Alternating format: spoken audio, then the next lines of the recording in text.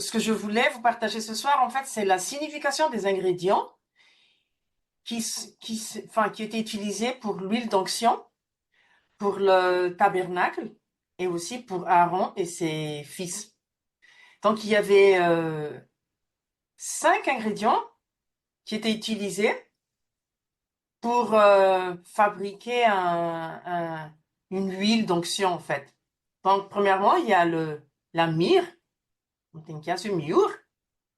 La myrrhe, c'est une gomme parfumée, mais amère. Et elle est en même temps douce, mais aussi a un goût très amer. Donc, elle représente l'amour souffrant de Jésus, incarné par son amour sacrificiel et spontané pour nous. Donc, son goût amer suggère la souffrance, tandis que sa douceur évoque l'amour. Et dans Cantique des Cantiques, chapitre 1, verset 13, il est dit que un sachet de myrrhe est mon bien-aimé pour moi. Il passera la nuit entre mes seins, symbolisant l'amour intime et sacrificiel que Christ partage avec les croyants, c'est-à-dire son Église, c'est-à-dire nous. Deuxièmement, il y a la cannelle. En malgache, c'est le avuzmand, mais on connaît tous la cannelle en fait. Elle est douce et aromatique. La cannelle a une double symbolique en fait. Dans Cantique des Cantiques, chapitre 4, verset 14, elle est décrite comme faisant partie du jardin parfumé du bien-aimé, reflétant la douceur et la consécration à Christ. Mais aussi, dans Proverbes chapitre 7, verset 17, la cannelle est liée à une prostituée. Et puis le verset dit, j'ai parfumé ma couche de myrrhe, d'aloe et de cannelle. Et la cannelle, dans ce verset, symbolise les pécheurs qui adoraient autrefois des idoles. Donc cette dualité révèle le rôle du Christ dans la transformation des pécheurs que nous sommes en son épouse. Et il y a le troisième ingrédient, c'est le calamus. En malgache, c'est le vermint.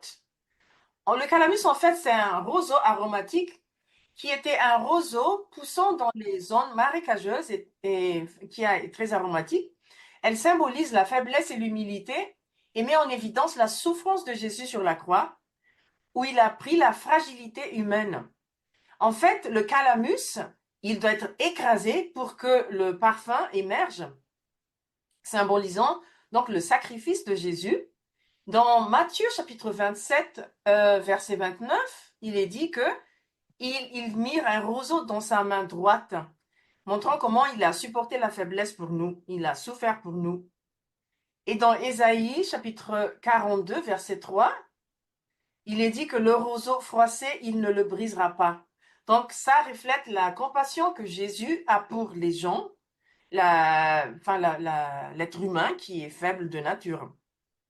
Le quatrième élément, c'est la casse ou cassie.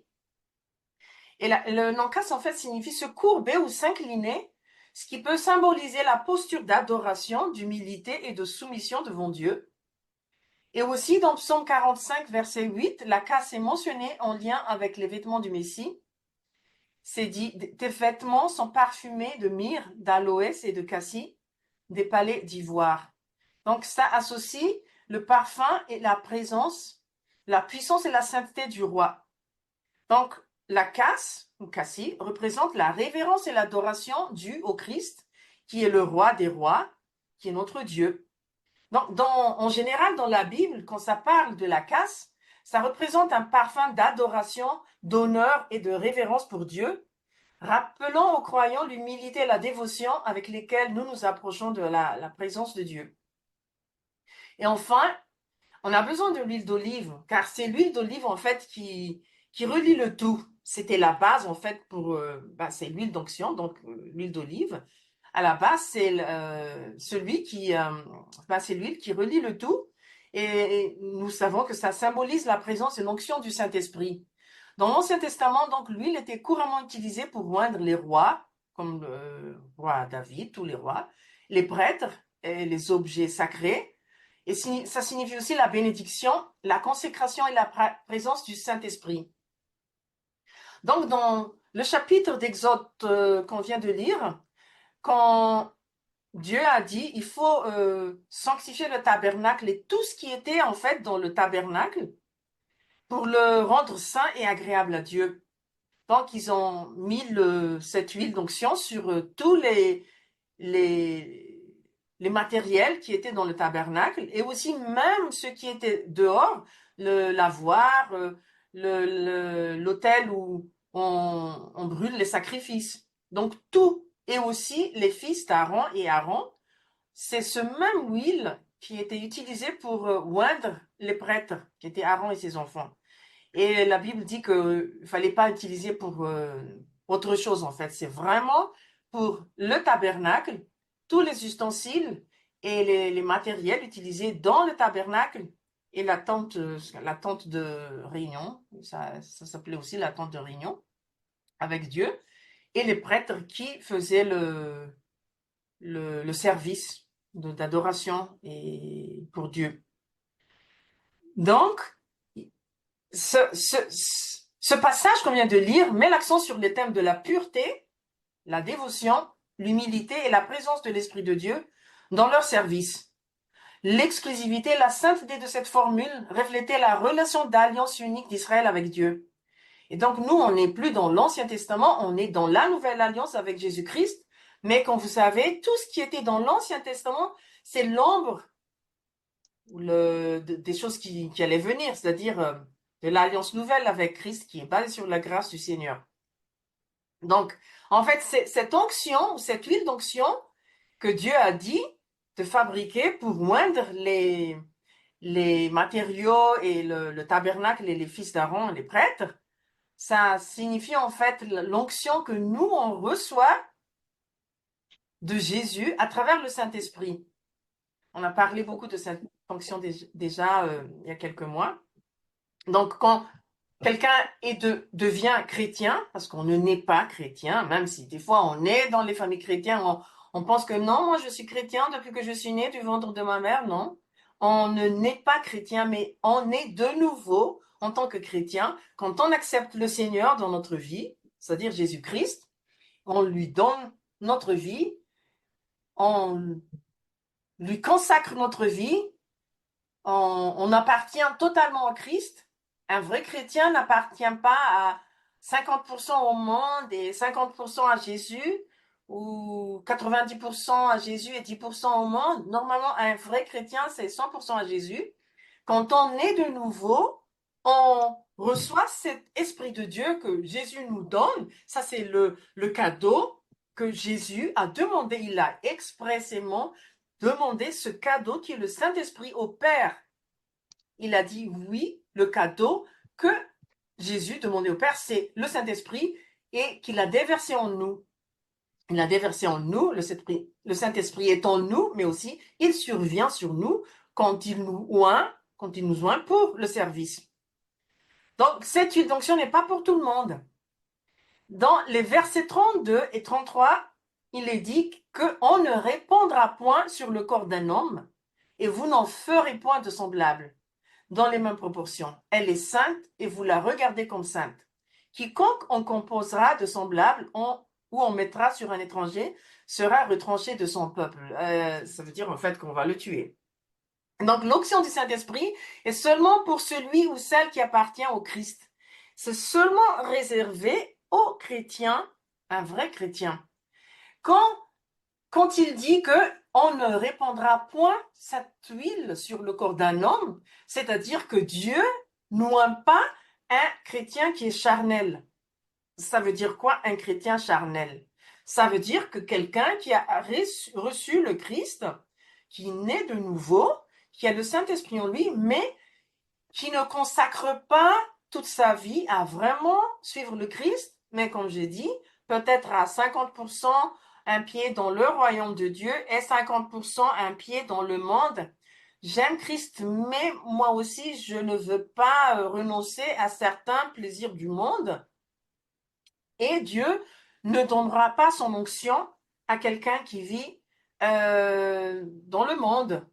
Donc je dis charnel aussi, ça veut dire quelqu'un qui vit l'âme, c'est-à-dire suit seulement ses émotions, ce qu'il veut faire, ce qu'il désire faire, son intellect et tout ce qui est de l'âme, c'est-à-dire sa volonté, ses émotions et son intellect.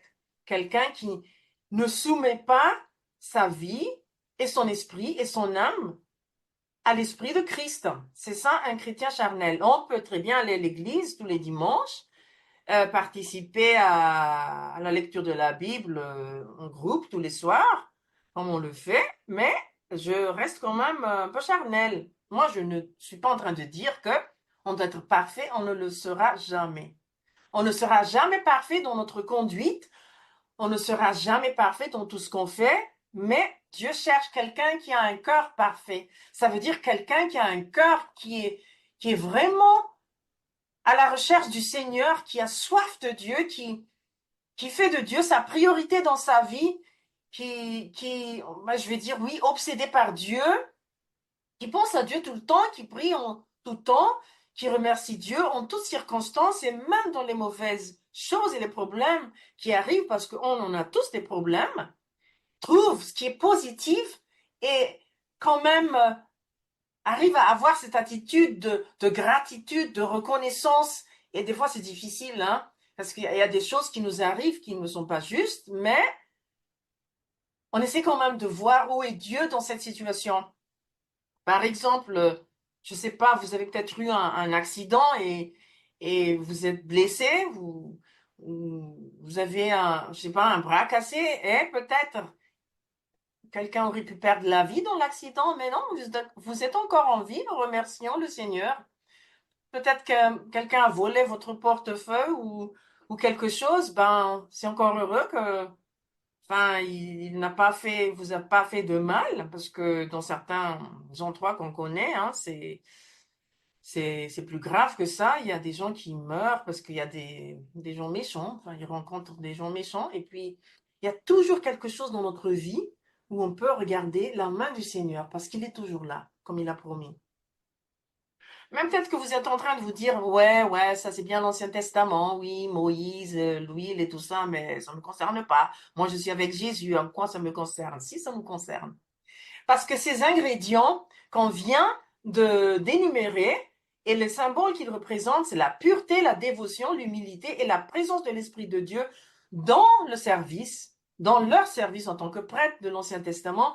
On devrait aussi les trouver dans notre vie en tant que prêtre parce que Jésus nous a oints pour être prêtre, pour être roi.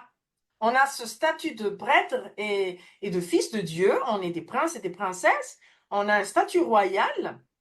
Moi, je dis toujours qu'on devrait marcher avec la tête haute, pas d'arrogance ni d'ego, mais en sachant qu'on est un fils et une fille de Dieu, qu'il nous a choisis, il nous a donné son fils, il nous a donné son Saint-Esprit, et Jésus nous a donné cette autorité et ce pouvoir le même qu'il a, en fait, d'être assis à côté de lui dans les cieux et d'avoir cette autorité sur la terre.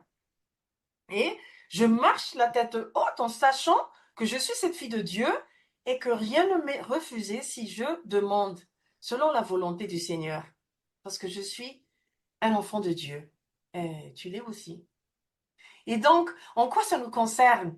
Ça nous concerne parce que l'onction du Saint-Esprit appartient à celui qui est vraiment en Christ, qui on va dire, a renoncé aux choses et aux attraits de ce monde et qui consacre sa vie à rechercher le Seigneur, pas à rechercher sa main, mais à rechercher sa face, à rechercher son royaume, à, à faire tout ce qu'il ont son pouvoir pour marcher, suivre les pas de Jésus, de suivre la volonté de Dieu, de connaître et de suivre, et vraiment d'avoir cette humilité de je renonce à ce que moi je veux faire et mes ambitions personnelles, mais moi je veux la volonté parfaite de Dieu pour ma vie. On a besoin de cette onction de l'Esprit pour ça. On a besoin du Saint-Esprit pour nous aider. On ne peut pas le faire de notre propre force et intellect. Et ben, je ne sais pas, peut-être que vous avez plein de diplômes, mais pour suivre le Seigneur, ça ne suffit pas. On a besoin du Saint-Esprit pour nous guider, pour nous donner la force, pour donner la grâce de suivre le Seigneur comme il faut. Donc, les ingrédients de tous les éléments qu'on a énumérés tout à l'heure, on a aussi besoin de cet amour agapé, de amour sacrificiel que Jésus nous a montré, l'exemple du Seigneur. On a besoin de ça pour déjà aimer Dieu. Donc, Dieu nous donne cet amour et en retour, on l'aime. Et aussi, il y a aussi cet amour horizontal de moi, j'aime mes prochains. Parce que l'amour entre Dieu et moi seulement, c'est beau, mais Dieu m'utilise aussi pour aimer mes prochains et Dieu t'utilise aussi pour aimer tes prochains. On a besoin de cet amour agapé parce qu'il y a des gens qui nous énervent tous les jours. Je sais pas vous, mais moi, oui, des fois, oui, partout, il y a des gens qui sont énervants. Et moi, j'ai besoin de cet amour agapé du Saint-Esprit pour aimer les gens autour de moi. J'ai besoin de cette humilité qu'on trouve aussi dans les éléments pour dire que non, c'est pas ma volonté, c'est ta volonté, Seigneur, même si ça me fait pas plaisir, c'est que des fois, il faut être honnête, hein. Et aussi, je consacre, quand je dis je, c'est nous, voulons consacrer notre vie à suivre le Seigneur et à adorer le Seigneur, à servir le Seigneur. Et on a besoin de cette onction du Saint-Esprit pour faire tout ça. Parce que Dieu dit que la prière ou le service qui est fait à travers la chair n'est pas agréable au Seigneur. Le service et la prière qui est fait de l'esprit, c'est ça qui est agréable au Seigneur. On est loin comme Christ. Notre être et tous les aspects de notre vie devraient être loin de cette huile d'onction. Je ne suis pas seulement loin quand je sers le Seigneur à l'église ou quand je prêche ou que j'enseigne ou que je prie, mais je devrais avoir cette onction en permanence quand je suis à la maison, quand je fais la cuisine, quand je suis avec ma famille, quand je suis au bureau, dans le train ou au supermarché. Et on a l'obligation de libérer ce parfum que Dieu a mis en nous, comme dit dans 2 Corinthiens chapitre 2, versets 14 et 15, grâce soit rendue à Dieu qui nous fait toujours triompher en Christ et qui répand par nous en tout lieu l'odeur de sa connaissance. Nous sommes en effet pour Dieu le parfum de Christ parmi ceux qui sont sauvés et parmi ceux qui périssent. Donc Dieu, à travers nous, met le parfum de Christ et à travers nous, il libère ce parfum dans le monde. Et aussi, Dieu veut qu'on soit contagieux. Dans Exode 30, verset 29, il est dit que tu sanctifieras ces choses et elles seront très saintes. Tout ce qui les touchera seront sanctifiés. Est-ce que ça veut dire que si moi je suis sanctifié, si quelqu'un me touche dans le train, est-ce qu'il sera sanctifié? C'est pas vraiment littéralement comme ça, mais ce que ça veut dire, c'est qu'on a de l'influence autour de nous, car on a l'onction de Jésus. On amène avec nous Jésus, on amène avec nous partout cette présence de Dieu, et les endroits, les maisons où nous passons notre temps, même nos vêtements.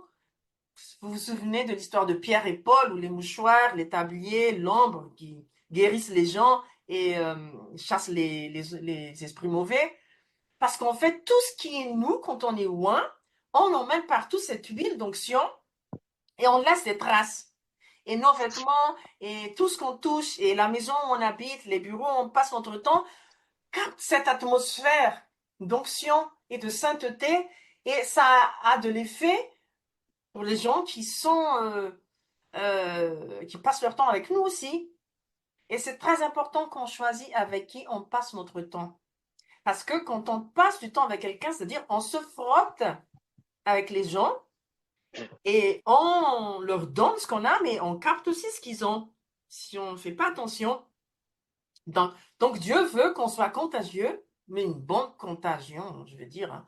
C'est-à-dire que quand l'Esprit du Seigneur est en nous et qu'on est sanctifié et qu'on a cette huile d'onction, donc les gens autour de nous, ils le sentent aussi. Et même votre maison, si vous avez l'onction, vous passez du temps avec le Seigneur. Il y a une atmosphère différente, hein, on le sent. Les gens qui sont un peu plus sensibles que d'autres, enfin, je veux dire spirituellement, ils discernent cette présence, cette douce présence de l'Esprit. Et enfin, l'Esprit de Dieu souffle sur nous et c'est comme ça que cet arôme se répand là, partout où on va. dans Cantique des Cantiques, chapitre 4, verset 16, il dit « Lève-toi, vent du nord, viens, vent du sud, soufflez sur mon jardin et que ses aromates se diffusent. Que mon bien-aimé entre dans son jardin afin qu'il mange de ses fruits les meilleurs. » Le jardin dans ce verset représente notre cœur et la vie spirituelle du croyant. Et le vent symbolise l'œuvre du Saint-Esprit. C'est le Saint-Esprit qui souffle dans notre jardin, dans notre cœur. Et les fruits reflètent la croissance spirituelle et la maturité du chrétien. Donc, le vent, c'est le Saint-Esprit qui souffle dans notre cœur et qui répand les arômes. Donc, l'humilité, la grâce, l'amour, l'adoration.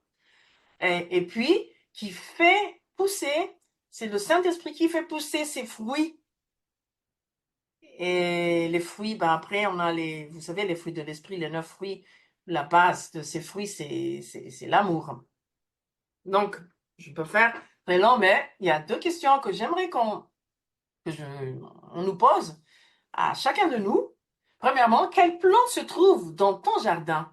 Quelle plante se trouve dans mon esprit ou dans mon cœur? Et quel parfum en dégage-t-elle? Est-ce que c'est du bon parfum qui plaît au Seigneur? Est-ce qu'un parfum que personne n'a envie de sentir?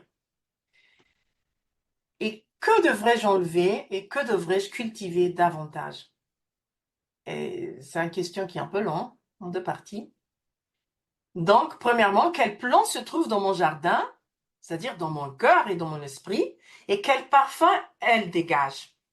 Que devrais-je enlever et que devrais-je cultiver davantage? Est-ce que les parfums qu'elle dégage, plaisent au Seigneur ou peut-être pas trop? Et la deuxième question, c'est que est-ce que ma vie reflète la pureté, la dévotion, la consécration, l'humilité que Dieu attend des chrétiens, de ses enfants? Et est-ce que ma vie a cette présence saturée de l'Esprit de Dieu? C'est une question composée, peu longue. Est-ce que ma vie reflète la pureté, la dévotion, la consécration, l'humilité que Dieu attend de ses enfants et de son Église, ainsi qu'une présence saturée de l'Esprit de Dieu? Donc moi, je laisse ces 2 questions pour qu'on médite sur ces questions, chacun de nous.